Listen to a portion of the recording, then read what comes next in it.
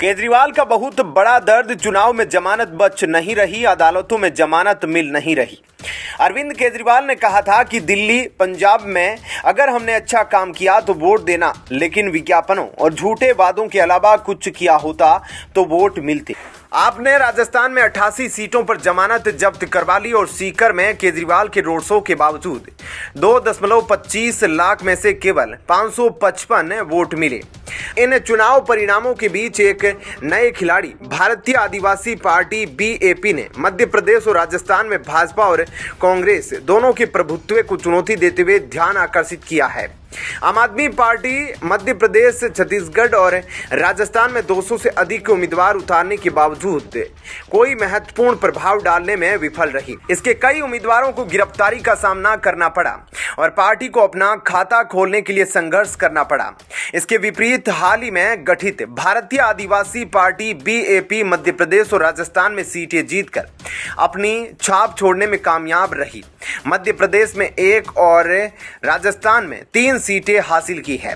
भारतीय tribal party BTP को आंतरिक विभाजन का सामना करना पड़ा, जिसके कारण भारतीय आदिवासी पार्टी का गठन हुआ। आदिवासी नेताओं ने कुछ महीने पहले इस नए राजनीतिक संगठन की स्थापना की थी और इसने भारतीय जनता पार्टी और कांग्रेस दोनों को चुनौती देते हुए राजस्थान और मध्य प्रदेश के आदिवासी क्षेत्रों में सीटें जीतकर पहले ही लहर बना दी है। भारतीय आदिवासी पार्टी की आधिकारिक लॉन्चिंग 3 महीने पहले हुई, जिसे राजस्थान, गुजरात, मध्य प्रदेश और महाराष्ट्र के हजारों आदिवासी कार्यकर्ताओं का समर्थन किया। मोहनलाल रोथ बाप से राष्ट्रीय अध्यक्ष के रूप में कार्य करते हैं।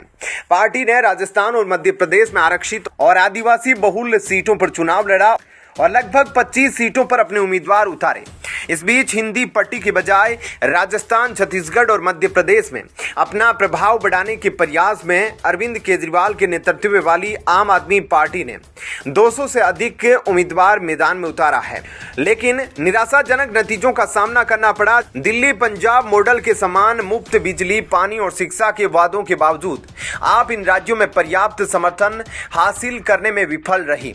चुनाव आयोग के मुताबिक आम आदमी पार्टी को फिलहाल छत्तीसगढ़ में 0.93%, मध्य प्रदेश में 0.42% और राजस्थान में 0.37% वोट मिल रहे हैं। भारतीय आदिवासी पार्टी की अप्रत्याशित सफलता ने राजनीतिक परिदृश्य में एक नई गतिशीलता जोड़ दी है, जिससे वह भविष्य के चुनावों में देखने वाली पार्टी लायक बने। वहीं बीजेपी नेता ने कहा कि नोटा से भी कम वोट पड़े हैं आम आदमी पार्टी को। भगवंत मान जी, आपको हर पंजाबी को जवाब देना है कि आपने जो पंजाब के करोड़ों लोगों, हेलीकॉप्टर यात्रा और केजरीवाल के चुनाव प्रचार पर खर्च किए हैं, उसका पंजाब के लोगों को क्या फायदा हुआ है। ऐसे में क्या कहना है आपका इस खबर पर? जय हिंद, जय भारत। 5 राज्यों मध्य प्रदेश, राजस्थान, छत्तीसगढ़, तेलंगाना और मिजोरम की विधानसभा चुनावों के नतीजे कांग्रेस के लिए दुखदायी बन गए हैं। कांग्रेस को राजस्थान और छत्तीसगढ़ में अपनी सरकार रिपीट होने की उम्मीद थी। कांग्रेस को यह भी उम्मीद थी कि मध्य प्रदेश की सत्ता से वो बीजेपी को उखाड़ फेंकेगी। वहीं मिजोरम में कांग्रेस की जीत के दावे राहुल गांधी और पार्टी के अन्य नेताओं ने किए थे, लेकिन कांग्रेस सिर्फ तेलंगाना की विधानसभा चुनाव में ही जीत सकी। उसने राजस्थान और छत्तीसगढ़ में बीजेपी के हाथ सत्ता गंवा दी। मध्य प्रदेश में भी बीजेपी को उखाड़ फेंकने के राहुल गांधी के दावे को गलत साबित करते हुए और अब मिजोरम में भी कांग्रेस की वोटरों ने दुर्दशा जारी रखी है। ऐसे में निश्चित तौर पर राहुल गांधी और कांग्रेस के तमाम बड़े नेता यह विचार जरूर कर रहे होंगे कि आखिर पार्टी से कहां गलती हुई। कांग्रेस की असली दिक्कत अब शुरू हो सकती है। विपक्षी दलों के इंडिया गठबंधन में उसकी स्थिति अब शायद इतनी मजबूत न रह जाए जितनी राहुल गांधी और पार्टी के नेताओं ने पहले सोचा था। लोकसभा चुनाव के लिए कांग्रेस को अब या तो विपक्षी गठबंधन से मिलने वाली सीटों से ही संतोष करना होगा या इस गठबंधन से अलग होकर अकेले विधानसभा चुनाव लड़ना पड़ेगा। अकेले दम पर लोकसभा चुनाव को कांग्रेस 2014 और 2019 में हार चुकी है। यूपी जैसे 80 लोकसभा सीटों वाले राज्य में कांग्रेस की हालत बहुत खराब है।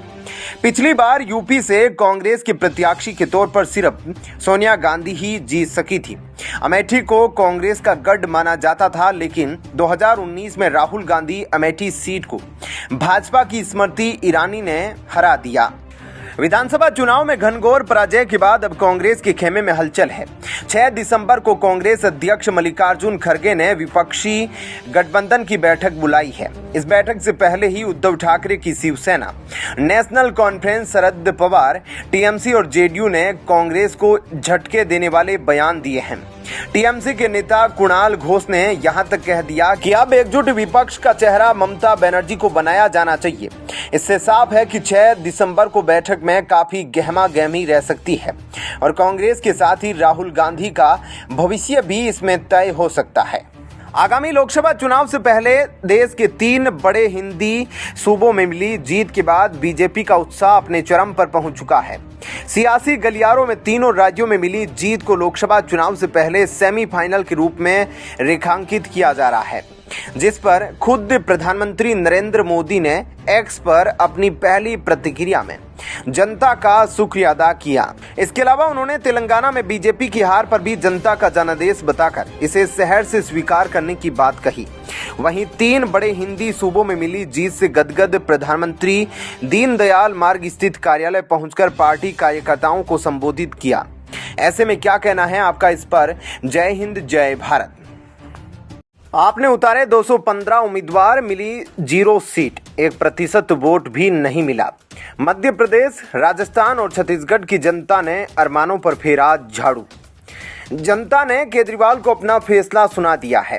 राजस्थान, मध्य प्रदेश और छत्तीसगढ़ में 1% से भी कम वोट मिले हैं। इसलिए अब केजरीवाल को नजर नीची करके कट्टर ईमानदारी के साथ जेल चला जाना चाहिए। भारतीय जनता पार्टी ने शानदार प्रदर्शन करते हुए तीनों हिंदी भाषी राज्यों में जीत दर्ज की है। मध्य प्रदेश में उसने सत्ता वापस हासिल करने में सफलता पाई है, तो वहीं राजस्थान और छत्तीसगढ़ में उसने कांग्रेस को बाहर कर दिया है। कांग्रेस भी तेलंगाना जीतने में सफल रही है, लेकिन इन चुनावों में हिस्सा लेने वाली आम आदमी पार्टी की हालत अब खराब है। आम आदमी पार्टी ने इनमें से मध्य प्रदेश, छत्तीसगढ़ और राजस्थान में अपने 215 उम्मीदवार उतारे थे। राजस्थान और मध्य प्रदेश में पार्टी मुखिया और दिल्ली के मुख्यमंत्री अरविंद केजरीवाल ने भी जमकर प्रचार किया था। हालांकि इन राज्यों में चुनावी नतीजों में आप कहीं तक नहीं दिख रही है। राजस्थान में आम आदमी पार्टी ने 88 सीट पर अपने उम्मीदवार खड़े किए थे, जिनमें से एक भी जीत हासिल नहीं कर सका।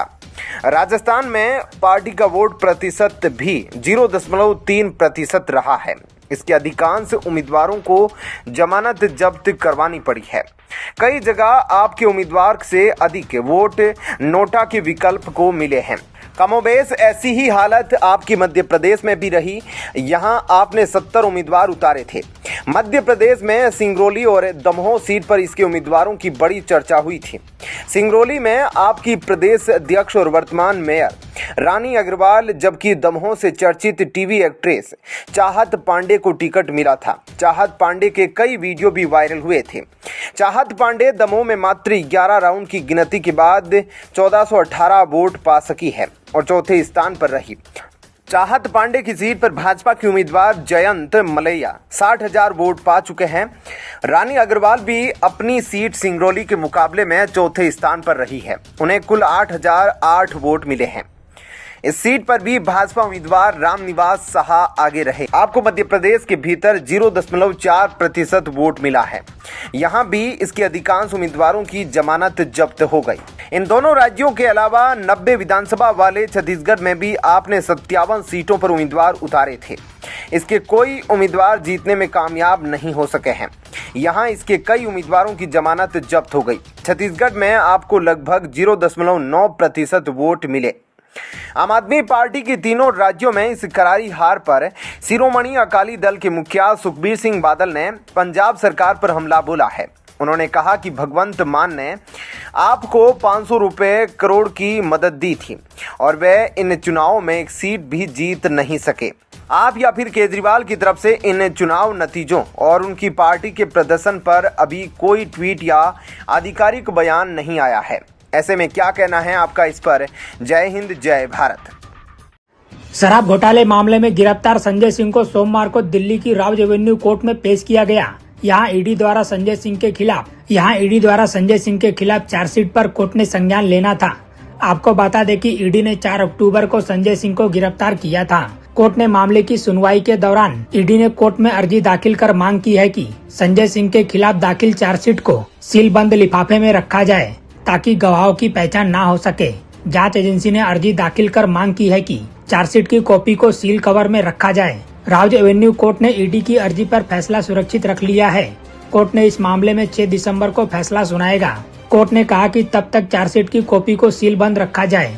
वहीं संजय सिंह के वकील ने ईडी की अर्जी का विरोध किया है।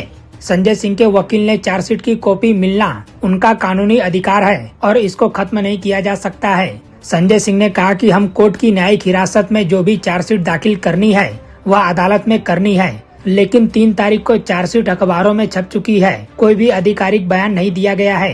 पूरी गाथा पहले ही छपवा दी जाती है और उसके बाद कोर्ट में चार्जशीट दाखिल की जाती है। संजय सिंह ने कहा कि 60 पेज की चार्जशीट दाखिल हुई है और इस मामले में एजेंसी को थोड़ी हिदायत दी जाए। संजय सिंह के वकील ने कहा कि जो चीज सील कवर में है वह मीडिया को कैसे पता चल गई। कोर्ट ने कहा कि खबर में कोई कंटेंट लीक होने की बात नहीं है। अगर कंटेंट लीक हुआ है तो बताइए। संजय सिंह ने कहा कि हम आपको अपने वकील के जरिए और पेपर भेज देंगे। वकील ने आगे कहा कि चार्जशीट अभी सिर्फ कोर्ट के पास है और ईडी के पास है, तो मीडिया को कैसे पता चला कि 60 पेज की चार्जशीट दाखिल हुई है। ईडी ने गवाहों की पहचान की सुरक्षा सुनिश्चित करने के लिए उनकी जगह उनके दूसरे नाम का इस्तेमाल की इजाजत मांगी है। कोर्ट ने याचिका पर आदेश सुरक्षित रख लिया है। इसी बीच कोर्ट ने चार्जशीट सीलबंद कवर में रखने का निर्देश दिया है। वहीं राउज एवेन्यू कोर्ट ने संजय सिंह की न्यायिक हिरासत 11 दिसंबर तक बढ़ा दी है।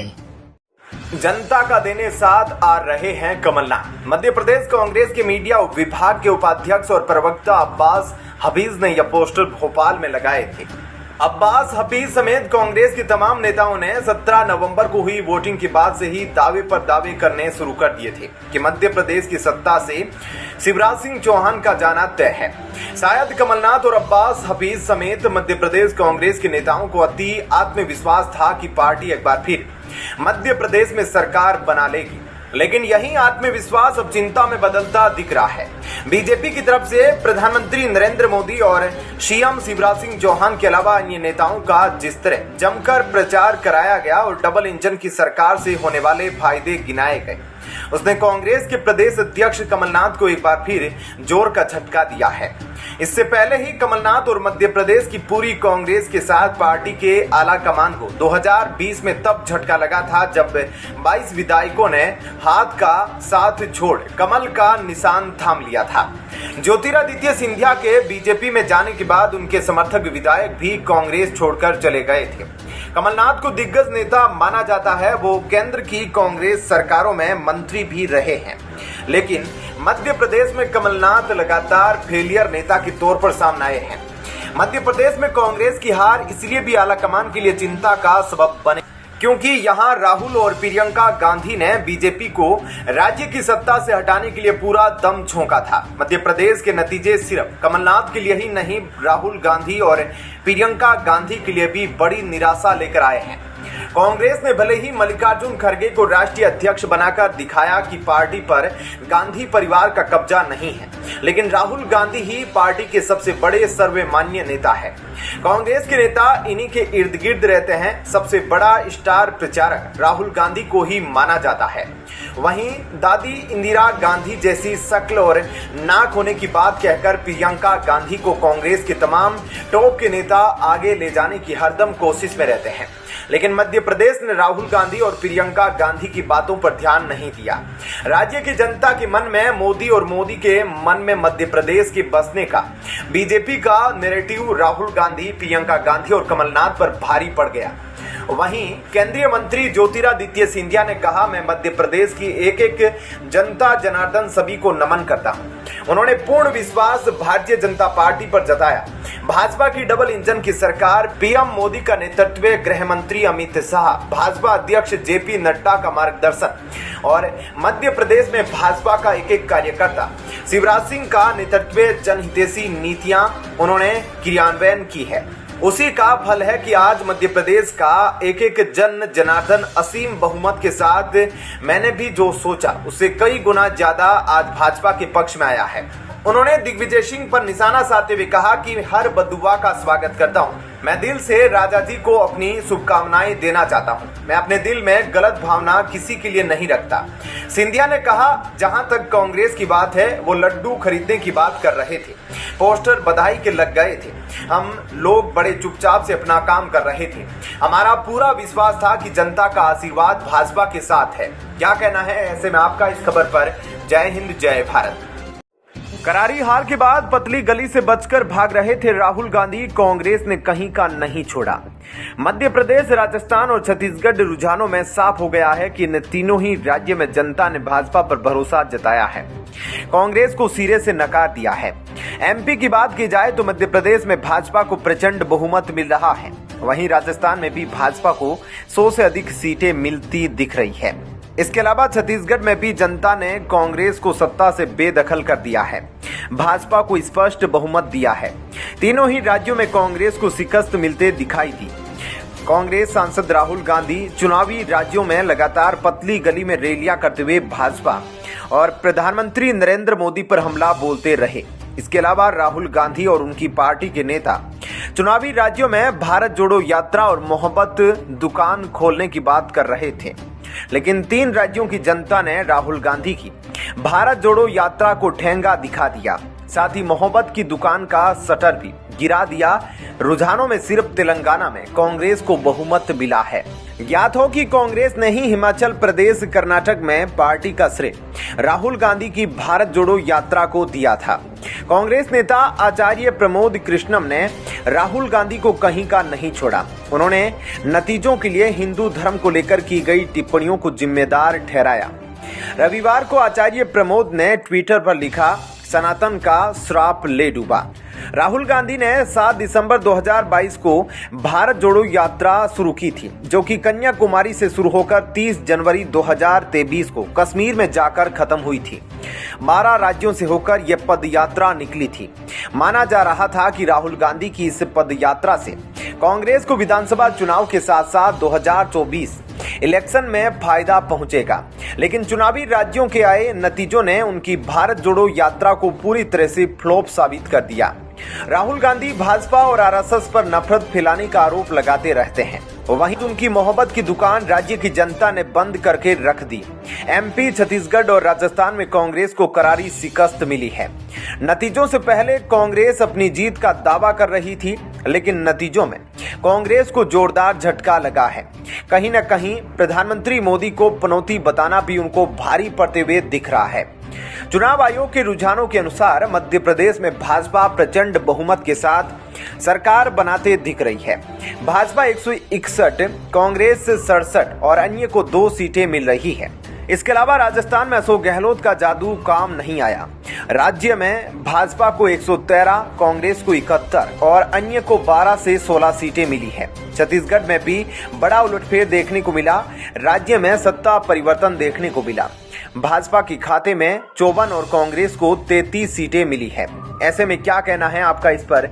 जय हिंद, जय भारत। भाजपा कांग्रेस सरकार बनाने के लिए चुनाव लड़ते रह गई। उधर आपके झाड़ू ने विश्व रिकॉर्ड बना दिया। चुनावों में केजरीवाल की आम आदमी पार्टी की सभी सीटों पर जमानत जब्त हो गई। आपकी जमानत जब्त आंधी के लिए चुनाव आयोग केजरीवाल को नोबेल पुरस्कार देने की सिफारिश करेगा। कांग्रेस खुद को ईस्ट इंडिया कंपनी का सच्चा उत्तराधिकारी घोषित करने पर आमादा है। ईस्ट इंडिया कंपनी की पॉलिसी थी बांटो और राज करो। कांग्रेस ने वोटों के लिए मुसलमानों का तुष्टीकरण और हिंदुओं को आतंकी बताकर पहले हिंदू मुस्लिम बांटे, फिर हिंदुओं को बांटने के लिए जाति जनगणना का नारा लगाया और अब उत्तर भारत के 3 राज्यों में करारी हार के बाद भारत को उत्तर दक्षिण में बांटने का कार्ड खेलना शुरू कर दिया है। मध्य प्रदेश चुनावों में एक मुस्लिम फकीर की चप्पलों वाली दुआ लेने के बाद भी कांग्रेस प्रत्याशी पारस सकलेचा हार गए। बीते दिनों उनका एक वीडियो सोशल मीडिया पर वायरल हुआ था, जिसमें वे सड़क किनारे एक मुस्लिम पीर से खुद को चप्पल रसीद करवा रहे थे। चप्पलों की यह मार दुआ के रूप में ली जा रही थी। पारस सकलेचा रतलाम शहरी सीट से चुनाव लड़ रहे थे। उनको भाजपा के चेतन कश्यप भैयाजी ने हरा दिया। चेतन कश्यप को 1,09,656 वोट मिले, जबकि सकलेचा को 48,948 वोट मिले। वे 60,708 वोट के अंतर से हारे हैं। परिणाम में दिख रहा है कि मुस्लिम फकीर की चप्पलों का कोई असर सकलेचा के चुनावी नतीजों पर नहीं पड़ा। चप्पल के रूप में दुआ लेने के बाद पारस सकलेचा को भाजपा उम्मीदवार ने हरा दिया है। पारस सकलेचा का यह वीडियो चुनाव प्रचार के दौरान वायरल हुआ था। वीडियो में देख सकते हैं कि पारस सकलेचा को वीडियो में नजर आ रहे फकीर बाबा कभी पीठ पर, कभी कंधे पर, कभी मुंह पर चप्पल मारते हैं, और ऐसा नहीं है कि वो एक बार मारकर रुकते हैं। देख सकते हैं कि किस तरह वीडियो में वो ताबड़तोड़ चप्पल मारते ही रहते हैं। पीछे से कोई व्यक्ति कहता भी है बस बाबा बस, लेकिन फकीर बाबा नहीं रुकते। इस दौरान कांग्रेस नेता हंसते हंसते बस उनकी पैर को छूते रहते हैं। इस वीडियो को देखने के बाद सोशल मीडिया यूजर्स ने कांग्रेस नेता का बहुत मजाक उड़ाया था। कोई कह रहा था कि कांग्रेस है ही चप्पल खाने लायक, तो कोई चुटकी लेते हुए कह रहा कि बाबा ने दुआ देने में कोई कमी नहीं रखी। मीडिया रिपोर्ट्स के अनुसार कांग्रेस नेता को चप्पल मारने वाला व्यक्ति कमाल रजा नाम का फकीर है। वह महू नीमच रोड पर घूमते हैं और अपने पास मुराद लेकर आने वाले लोगों को चप्पलों से पीटकर दुआ देते हैं। अपनी फरियाद लेकर तमाम लोग नई चप्पलें लेकर आते हैं ताकि उन्हें उसी से पीटकर कमाल रजा अपनी दुआ दे सके। कांग्रेस नेता समेत तमाम लोगों का मानना था कि इस तरह की दुआ जिन फरियादियों को कमाल रजा ने दी, उनके जीवन में उन्हें सफलता मिली। पारस सकलेचा भी इस बार चुनावी मैदान में थे, तो अपनी जीत के लिए उन्होंने यह हथकंडा आजमाया था जो कि फेल हो गया। पारस सकलेचा वही नेता है जिन्होंने भोपाल की सांसद साध्वी प्रज्ञा को डायन कहा था। यह विवादित बयान उन्होंने 2019 चुनावों के दौरान दिया था। वे मध्य प्रदेश के व्यापम घोटाले के कर्ता धर्ता थे। ऐसे में क्या कहना है आपका इस पर? जय हिंद, जय भारत।